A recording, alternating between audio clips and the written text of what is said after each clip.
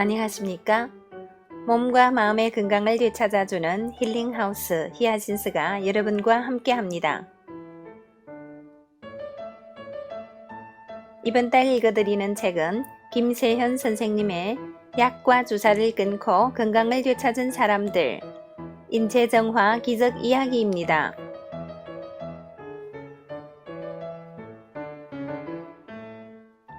오늘 나누게 되는 내용은 Chapter 3 삶을 피폐하게 만드는 디스크, 우울증, 공황장애 중에 두 번째 사례가 되겠습니다. 의사의 오진이 불러온 병. 임성순, 서울 1957년생, 본인이 동의 아래 실명 기재. 임성순 씨는 몇 년 전 대전 친구네 놀러 갔다가 나이에 비해 너무나 건강한 친구를 보고 충격을 받았다. 당시 성순 씨는 10년째 고혈압을 앓고 있었다. 뿐만 아니라 3년째 협심증과 허리 디스크, 퇴행성 무릎 관절염과 싸움 중이었다. 말 그대로 안 아픈 데가 없던 사람이었다. 친구에게 건강 비결을 물으니 인체정화 프로그램 이야기를 해주었다. 우리가 아픈 것은 몸에 오염물질이 쌓여서다.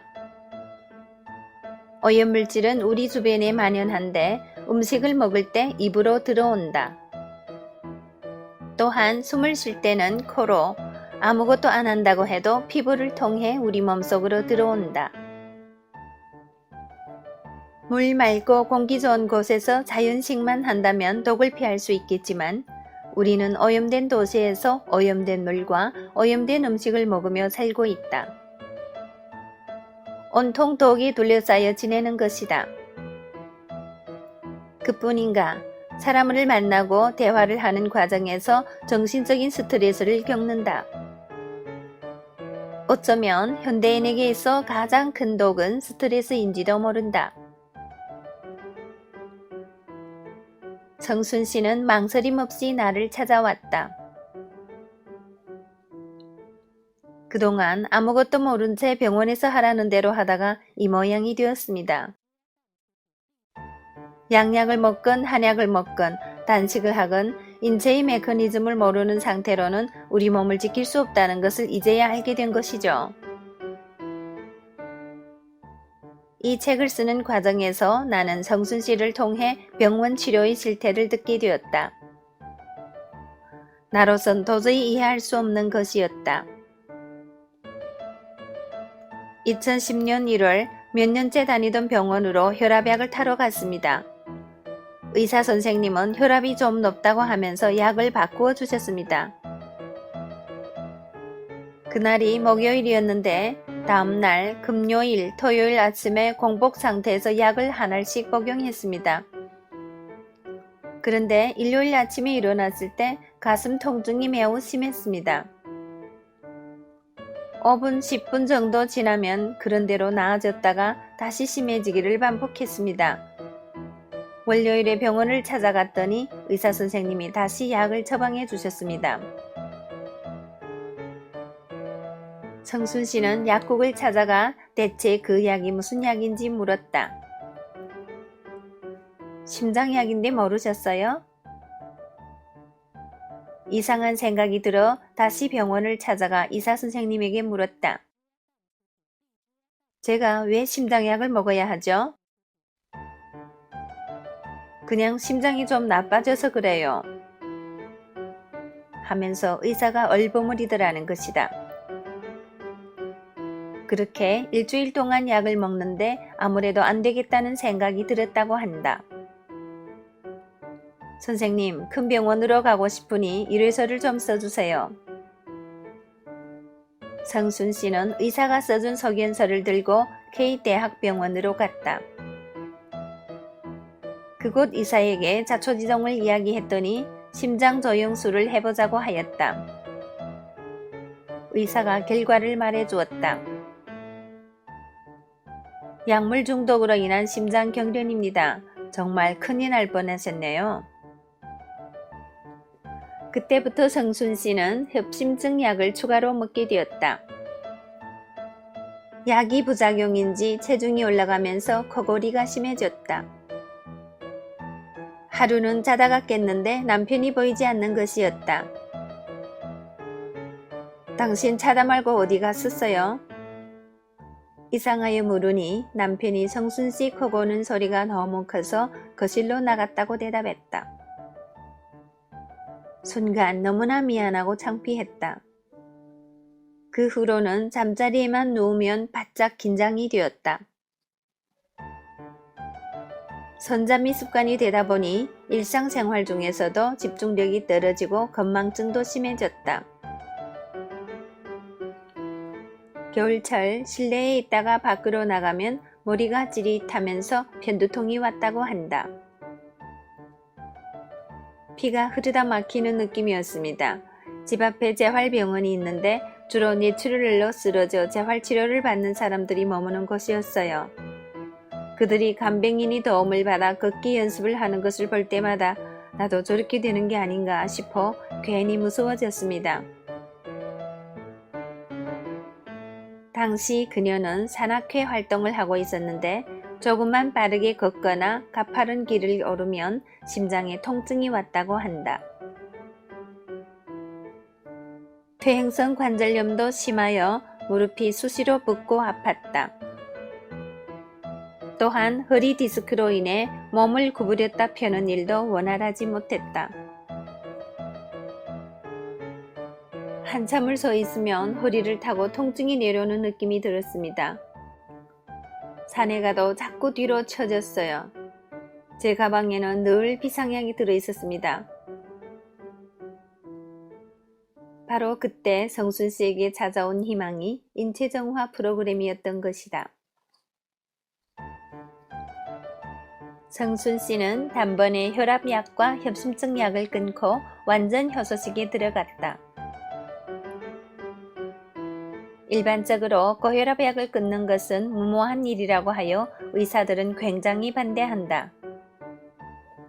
그러나 무조건 끊는 게 아니다. 일단 며칠 끊어보면 안다. 자신이 몸이 되살아나는 느낌이 어떤 것인지를. 그간 질환을 치료하기 위해 먹은 약이 도리어 몸에 독이었음을 깨닫게 되는 것이다. 주의해야 할 것은 아무 대책도 없이 약을 끊으면 큰일 난다는 것이다. 반드시 단식과 복합 발효 배양물을 병행하는 가운데 혈압이 오르내리는 수치를 살펴가며 페이스를 조절해야 한다. 인체 정화 시 혈압이 내려가는 것은 절대 마술이 아니다. 피 속의 노폐물이 사라지면서 자연스럽게 인체가 혈압 조절을 하는 것이다. 고혈압 또한 인체의 항상성 작용이라는 것을 명심해야 한다. 더러운 피를 말초 혈관까지 보내려니 압을 높일 수밖에 없는 것이다. 이제 피가 깨끗해졌으니 압을 떨어뜨려도 말초 혈관까지 피가 갈 수 있다는 것을 몸이 알고 스스로 조절하는 것이다. 인체정화 프로그램 닷새째 되던 날 성순 씨에게 호전 반응이 찾아왔다. 쇳덩이를 올려놓은 듯 가슴이 답답해지면서 잠이 오지 않았다. 친구에게 물었더니 호전 반응이라고 알려주었다. 몸이 나아지고 있다는 증거야. 앞으로도 안 좋았던 곳이 또 아플 수 있으니 너무 겁먹지 마. 그 후로부터 두통과 빈혈이 간간히 지나갔고 무릎도 아팠지만 일주일 정도 지나니 확실히 나아졌다는 느낌이 들었다. 그리고 열흘째 되었을 때 그동안 자신을 괴롭히던 통증이 거의 사라진 것을 느꼈다. 허리와 무릎을 만져보면 약간 통증이 있기는 했지만 걸을 때 많이 아프지는 않았습니다. 20일이 지나자 이제 코를 안 곤다며 남편이 신기해했습니다. 코를 골지 않으니 머리가 맑아지고 몸이 가벼워진 느낌이었습니다. 눈도 가볍게 떠지고 기분이 상쾌했습니다. 내가 밥 대신 효소만 먹는 것을 보고 주변에서 그러다 골다공증 걸리면 어떻게 하느냐고 너무 무리하는 거 아니냐고 걱정했습니다. 하지만 그런 일이 일어나지 않는다는 것을 저는 알고 있었습니다. 물단식을 하면 인체가 뼈에서 칼슘을 꺼내 쓰기 때문에 골다공증이 걸리지만 완전 효소식은 결코 그렇지 않다. 공류, 약초, 해조류를 특수공법으로 다차원 발휘한 효소식에는 인체가 필요로 하는 영양소가 골고루 들어가 있기 때문에 일정 기간 단식 시 꼭 필요한 영양이 보충된다. 마치 화학비료와 농약으로 촉박해진 토양을 살리려면 발효된 거름을 주어야 하듯 화학가공식품과 양약으로 피폐해진 우리 몸을 살리려면 복합발효 배양물이 필요하다. 복합발효 배양물은 부족해진 영양소는 채우고 불필요한 노폐물은 배출시켜 건강한 몸으로 회복하도록 도와준다. 발효라고 해서 다 같은 발효가 아니다. 단순 발효와 복합 발효는 그 속에서 생성되는 유익한 성분이 차이가 엄청나다. 우리에게 필요한 것은 복합 발효, 다차원 발효다. 성순씨 코골이가 나은 것은 복부 비만이 사라졌기 때문이다. 복부 비만은 횡격막의 길이를 과다하게 키워 폐의 움직임을 방해하는 요인이 된다. 폐의 움직임이 나빠지면 코를 골게 되는 것은 물론 무호흡증을 앓게 되는 것이다.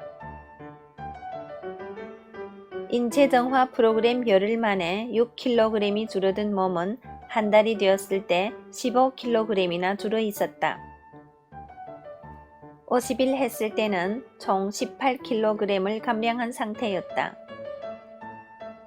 50일 과정의 인체정화 프로그램을 마친 성순씨는 케익대학병원을 찾아가 검진을 받았다. 건강이 아주 좋아지셨네요. 이번에는 약을 처방하지 않아도 되겠습니다. 성순씨는 그동안 약을 하나도 먹지 않았노라는 말은 하지 않고 감사하다는 인사를 한 뒤 병원을 나왔다.